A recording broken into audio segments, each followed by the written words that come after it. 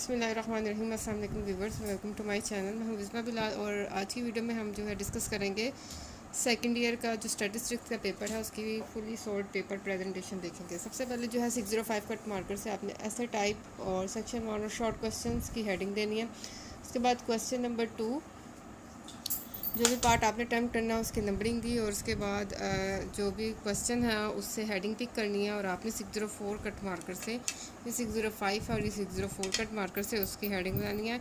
Range of normal distribution बतानी थी तो हमने रेंज ऑफ नॉर्मल डिस्ट्रीब्यूशन की हेडिंग दी और उसकी डिस्ट्रीब्यूशन, नॉर्मल डिस्ट्रीब्यूशन की ये रेंज इस तरह से हमने मार्कर से और इंक पेन के यूज़ से बताई। इसके बाद ये क्वेश्चन है नेक्स्ट, इसमें fourth mean moment about mean calculate करना है। तो हमने क्या μ4 is equal to question mark लिख दिया। ये भी आप लिख सकते हैं हेडिंग में, या आप सोल्यूशन लिख सकते हैं या कैलकुलेशन लिख सकते हैं। गिवन जो भी डाटा गिवन है वो बताया, उसके फार्मूला लिखा, कैलकुलेशन की और हमने fourth movement about mean calculate किया। इसके बाद है सिग्मा इज़ अननोन, यानी सिग्मा हमने फाइंड करना है। क्वेश्चन ये था तो सोल्यूशन की जगह आप ये भी हेडिंग दे सकते हैं। इसमें आप जो डाटा गिवन है वो बताया, मीन डेविएशन गिवन है और डिस्ट्रीब्यूशन नॉर्मल है, तो जो भी रिलेटिव फार्मूला बनता है उसके थ्रू हमने ये कैलकुलेशन करनी है। मीन डेविएशन का फार्मूला लिखा, कैलकुलेशन की, तो ये हमारे पास जो है सिग्मा की वैल्यू आ गई और इसको हमने हाईलाइट कर दिया। बॉक्सिंग करनी है, ओपन बॉक्सिंग जो है बेटर रहती है। इसके बाद नेक्स्ट पार्ट, थर्ड पार्ट है इंपॉर्टेंस ऑफ नॉर्मल डिस्ट्रीब्यूशन बतानी थी, तो हमने इंपॉर्टेंस ऑफ नॉर्मल डिस्ट्रीब्यूशन बताई है नंबरिंग के साथ, फर्स्ट एंड सेकंड, यानी दो इंपॉर्टेंस बताई हैं इसकी। इसके बाद फोर्थ पार्ट है, इसमें मीडियन और मोड कैलकुलेट करना था, नॉर्मल डिस्ट्रीब्यूशन का और मीन गिवन है। ठीक है, तो मैंने इसकी हेडिंग बना दी है ये। इसके अलावा आप सोल्यूशन भी बता सकते हैं इसकी हेडिंग। ठीक है, नॉर्मल डिस्ट्रीब्यूशन में क्योंकि ये इक्वल होते हैं तो यहाँ पे हमने बता दिया, so this is equal to this.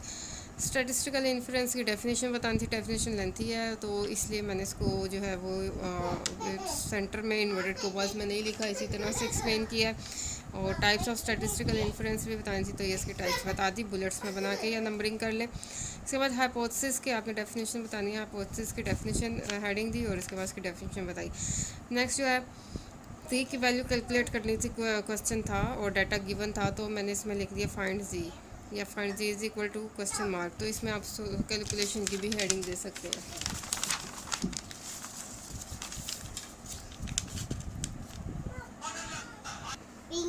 इसमें फार्मूले को मार्कर से लिखा है और उसके बाद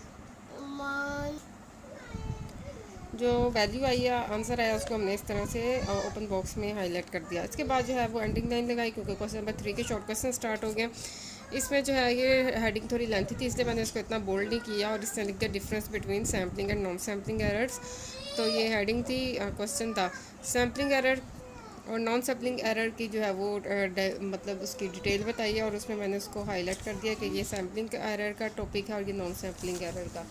इसके बाद ये नॉन रैंडम एरर्स भी कहते हैं नॉन सैम्पलिंग एरर्स को, तो ये मैंने इसको इस तरह से मार्कर से हाईलाइट किया। इसके बाद सेकंड पार्ट है, इसमें जो है वो वाइस जो है उसकी आपने वो डेफिनेशन बतानी है और इसकी डिटेल बताई। उसके बाद इसका जो है वो फार्मूला बताया।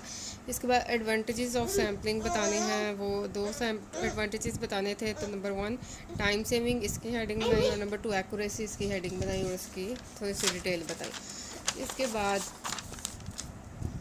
फोर्थ पार्ट ये न्यूमेरिकल टाइप था, क्वेश्चन कैलकुलेशन करनी थी, गिवन जो डाटा गिवन है वो बताया और हमने ये फाइंड करना है और फिर उसका फार्मूला लिखा और उसके बाद कैलकुलेशन की, फार्मूला आंसर को बॉक्स में हाईलाइट कर दिया। इसके बाद फिफ्थ पार्ट, इसमें भी हमने ये वेरिएंस जो है कैलकुलेट करना था, तो मैंने इसके हेडिंग नहीं, sigma square is equal to question mark के अननोन है, फाइंड करना है। इसके बाद डाटा जो गिवन है वो बताया और उसके बाद रिलेटिव फार्मूला बताया और उसके बाद इस तरह से सिंपल सी इस तरह से कैलकुलेशन की, इम्प्लाइज के साइन डाल के और फाइनल आंसर को इस तरह से हाईलाइट कर दिया। इसके बाद नेक्स्ट पार्ट है कर्व फिटिंग की डेफिनेशन बतानी थी, कर्व फिटिंग और हेडिंग दी, उसके बाद इसकी डेफिनेशन बताई। Properties of correlation coefficient R, इसकी प्रॉपर्टीज़ बतानी है, तो इस तरह से इसकी दो प्रॉपर्टीज़ बतानी थी, तो हमने बुलेट्स में इस तरह से इसकी दो प्रॉपर्टीज़ एक्सप्लेन की और इस तरह से हमने फार्मूला में इस तरह से मार्कर से लिख दिया। इसके बाद थर्ड पार्ट है कि बी फाइंड आउट करना है, तो हमने कैलकुलेशन की हेडिंग बनाई, find B is equal to, इस तरीके से भी आप कर सकते हैं दोनों चीज़ों को, सोल्यूशन और कैलकुलेशन, और जो भी फाइंड करना है इस तरह से हेडिंग बना सकते हैं। गिवन बताया, उसके बाद रिलेटिव फार्मूला बताया, उसके बाद उसमें वैल्यूज पुट की और आंसर निकाला और इसको बॉक्स में लिख दिया। इसके बाद आता है क्वेश्चन नंबर 4 शॉर्ट क्वेश्चंस का। अच्छा, जिसमें क्लास और क्लास फ्रिक्वेंसीज की टर्म की डेफिनेशन बतानी थी, तो हमने इस तरह से अलग अलग हेडिंग बना के इसकी डेफिनेशन बताई। नेक्स्ट क्वेश्चन पार्ट है find Q is equal to unknown, यानी आपने क्यू फाइंड आउट करना है। कोफिशिएंट ऑफ एसोसिएशन, तो गिवन है जो डाटा गिवन है बताया, तो कोफिशिएंट ऑफ एसोसिएशन का फार्मूला लिखा मार्कर से। उसके बाद इसमें वैल्यूज पुट की, कैलकुलेशन की, फाइनल आंसर इस तरह से मार्कर में लिख दिया।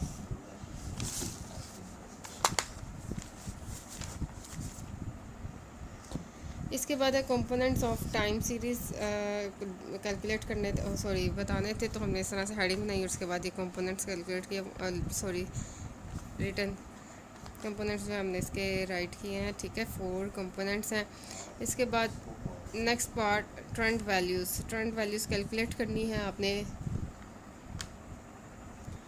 ट्रेंड वैल्यूज़ कैलकुलेट की, given Y is equal to 10 मैंने ट्रू एक्स था, इसमें बारी बारी एक्स की वैल्यूज़ लगाते गए और वाई की वैल्यूज़ कैलकुलेट करते गए। ट्रेंड वैल्यूज़ जो मार्कर से हमने बता दी हैं, ठीक है।